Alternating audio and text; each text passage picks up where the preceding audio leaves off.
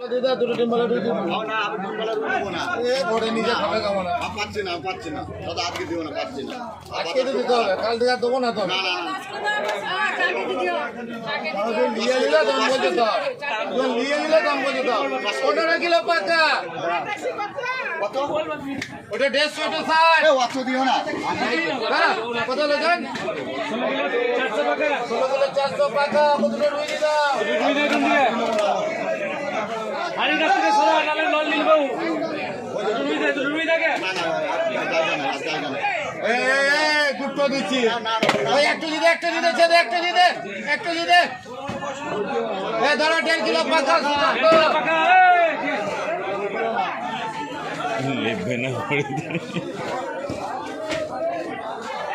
যা দিলে দিলে 150 টাকা